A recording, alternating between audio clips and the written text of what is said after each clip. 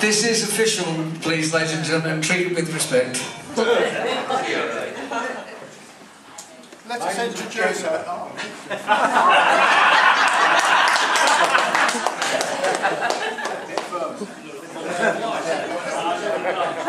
We'd like to introduce ourselves.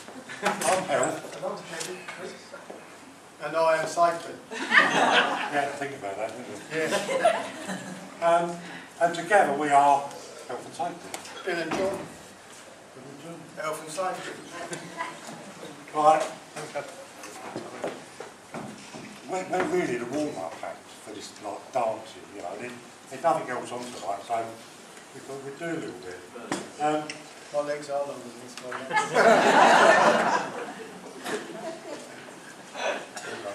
Is it? All right. Always be safety conscious. 80% of accidents are caused by, these days by people. Health and safety these days in Britain has gone mad. If we sent a man to the moon, they wouldn't have a flag, they would have a sign saying uneven surface. When you get a crossing, always remember, green light you walk, the red light you run. I was walking down the road and I was attacked by a high-vis vest and a clipboard. It was health and safety gone mad. Right, without further ado, we... Hang on. Oh, well. It says applause. We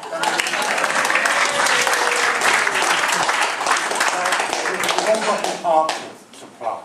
You know, we want the who's and the ahs and plenty of clapping. Right, without further ado, we have now reached the part of the evening where we invite the President of Candiana Rotary Club, Rob Oakley, to join us up here and take part in this very special quiz. You will need to bring with you. Right, Danny, yourself up here. Our Sergeant at Arms, Bernard Tudor.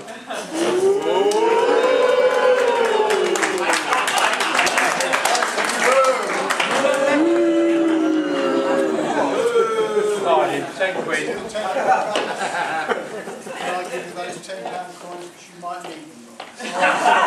Okay? I'm starting to understand. During his term of office, he's handed over a £1 fine every single week to the Sergeant at Arms.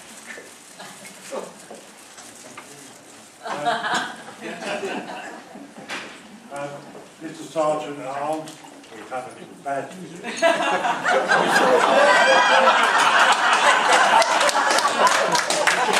So back to the rolls. Rob, we are going to ask you 10 health and safety questions to see how much you really know about your job. Each correct answer and you keep your pound. Every question you get wrong, Moni gets the quiz. Everyone? Everyone clear? Now don't forget the and the arms and cup. Right, this is the first scenario. Rebecca Harris, a rather eccentric member of Parliament, driving onto Candy Island at great speed, possibly because she can't speak Ray Alba. So usually they're late for an appointment. While she's coming onto Candy, in one hand she's applying her lipstick.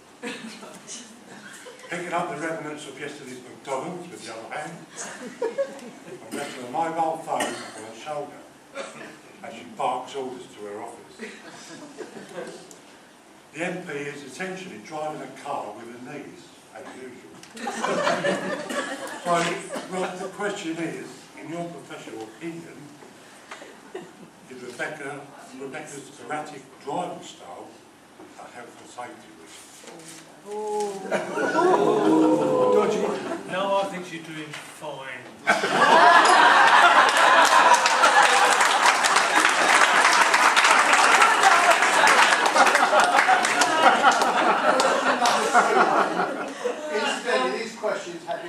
quite professional, Tony McLean. As you might. He's an estate agent. Yeah. He's window shopping in Amsterdam at the moment. Rotarian David Shakespeare is walking through the deserted Knightsbridge Centre on a cold winter's afternoon when he notices a little small lost boy crying outside the boff shop. Pause.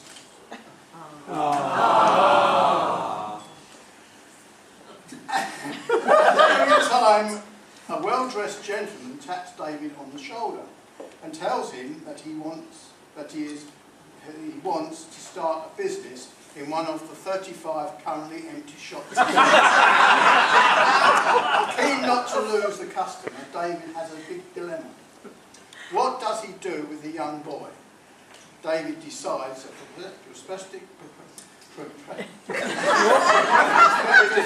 new tenant is vital, so Shamey tells the boy to wait outside the door and that his mum is sure to be along before it gets too much darker. Rob, same question. Is David Shakespeare creating a health and safety risk by sending the youngster out in the dark alone? Yes or no?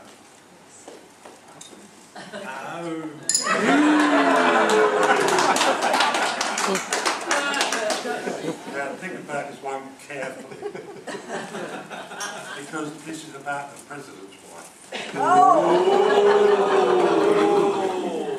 President's wife, Sharon, is at home on a Saturday afternoon. Sharon has just put some cheese on toast under the grill for her lunch.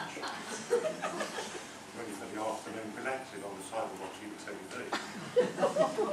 She wishes. Just as the aroma of melted cheese starts to fill the air, horror of horrors, she spots a vehicle pulling onto the driveway of a Hockley mansion. When she spots the inhabitants of the car, Sharon enters panic mode. Not very good at this, are you? Not only is it the Tugwoods, her old neighbours, but now can be driving a white Jeep. In fact, the type of white Jeep that a mobile hairdresser like this to drive.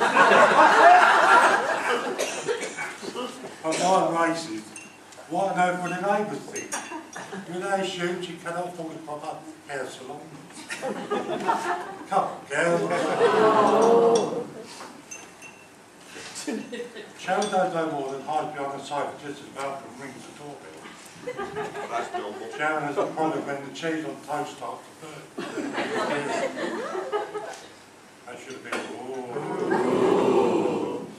Decisions. But Sharon rather wisely chooses a small kitchen fire over more holiday stuff from the Tugwoods.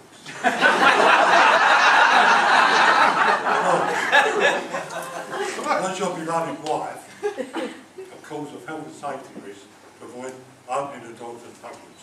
Yes or no? Absolutely. Sharon cannot cook.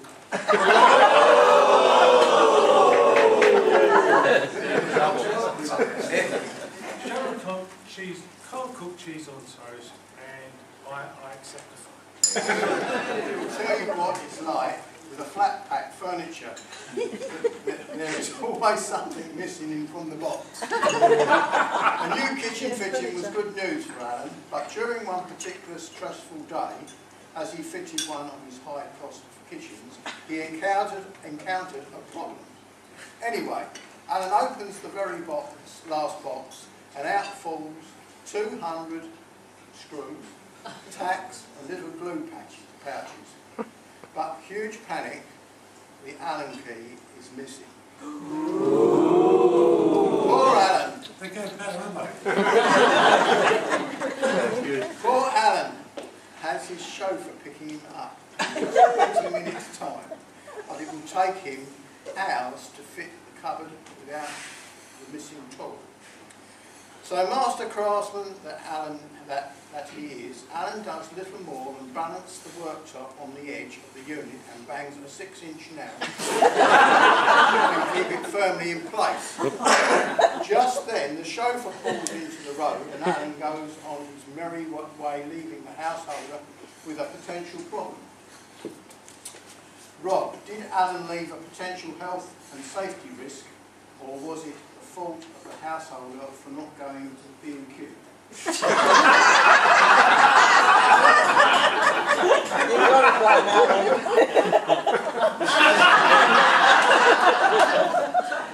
£2. I think Alan was absolutely within his rights to do what he did.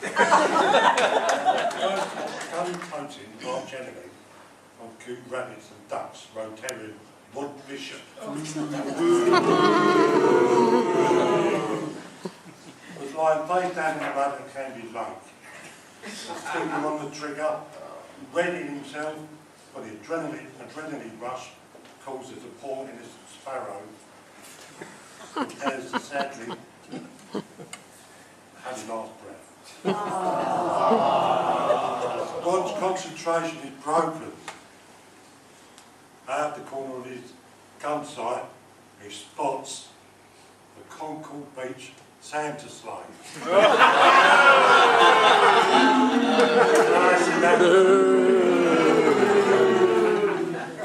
Santa sleigh was crawling along Harvest Road.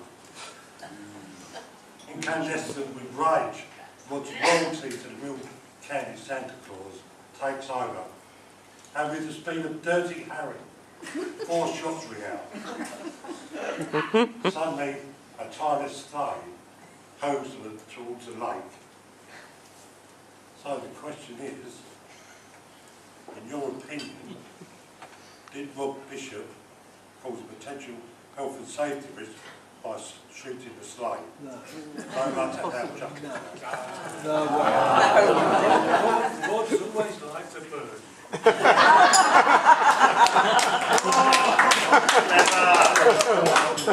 Rob, question 6. Dodgy There's only Durrett. 10 by the way, so Dodgy Durrett's Bargain Emporium has been a happy hunting ground for Rotarian John O'Malley for many years. Many a job not bought from Derek had turned to gold in the entrepreneur's John's hands. John has been seduced into this latest visit by the promise of fine wine at blue brand prices. Anyway, just as he was leaving, John noticed that his newly purchased bottles had best before 2003. A quick steaming kettle and a hey presto, no more best before late. At the next Rotary meeting, the unsuspecting President Rob set off home to Sharon and said, with said bottle of wine under his arm and a night of sickness ahead. So Rob, did John O'Malley create a potential health and safety risk with his act, or do you take the view that a pound of bottle was all fair? I take the view that a powder bottle is all fair. No matter what's in it, it's actually all work. Candy Island during December. Young Sam Tudor had been forced from the safety of his bedroom and sent out scared and alone to knock on the dark doors with only fiberglass reindeer and old fella dressed as Santa protection. It wasn't that he hadn't asked for the fluorescent Tudor family jacket to wear, but Dad was asleep on the sofa after a heavy day drinking. Mum was running around Candy wearing a yellow jacket. Poor young Sam was therefore left with just a dark jacket to wear as he jumped in and out the traffic, dodging passing cars. So Rob, do you think that Mr. Moley, David Tudor, caused a health and safety risk by sending his son out without reflective clothing? Absolutely I do.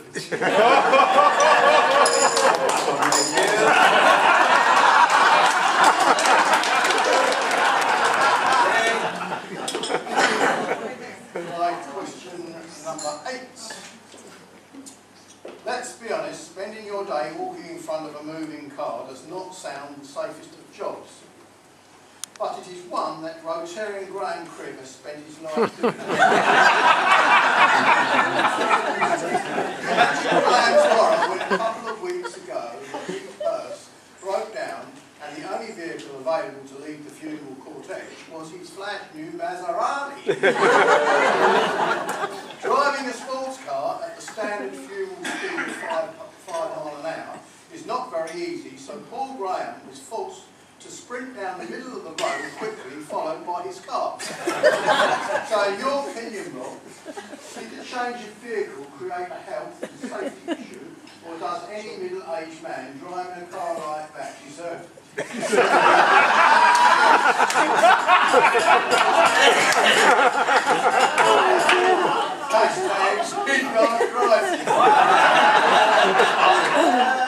I think any guy between the ages of 50 and 60 who drives a convertible is going through a midlife crisis. And in fact, rather than Maserati, you should have used a dodge.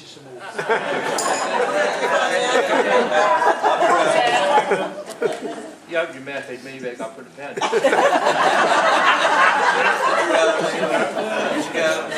Question 9. It was a bad night for Mike munching and geriatrics. Working hard and their steps melody late into the night. So late in fact that Mary dropped Mike's normal nighttime tipple of Horlicks into him before going to bed. Just as Mike and Ian Locke engaged in some synchronised headbanging, disaster struck and the Horlicks spilled on the plug extension lead. No, it says on here that the pause is after the next sentence. Nothing. No transcript. Mike knows the poor Ian didn't, and just as he reached a guitar solo, in tragedy.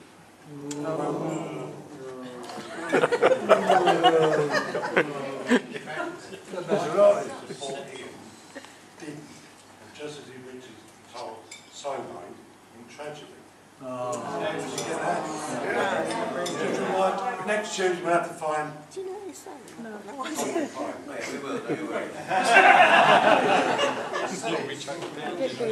Well, tragedy struck, and Ian ended up with a new crazy hairstyle.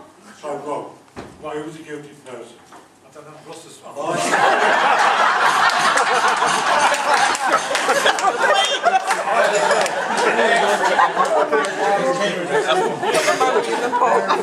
It doesn't matter. Or Ian, because he wasn't there tonight. I blame Ian because he's not here tonight. Carry on. Next. Our last question, Rob. Andy Ross is to golf, or Eddie Eagle, the Eagle, was for ski jumping. Shots are best described as erratic. Apologies for a short ad break, but 20 seconds of my language. That's not interesting.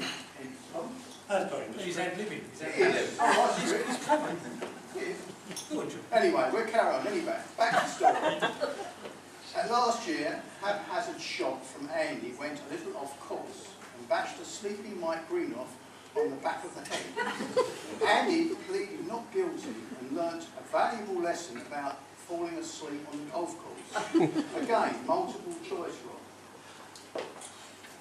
Whose fault was this breach of health and safety? Number 1, Andy for being a rubbish golfer. Mike for sleeping on the job. Or you are being the president of Candy Rotary Club. I'll go for one. I think David Tudor for being size of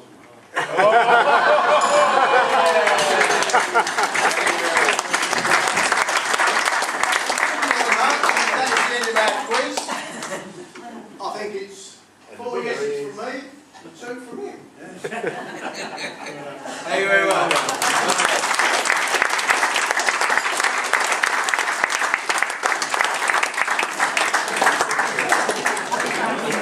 take them.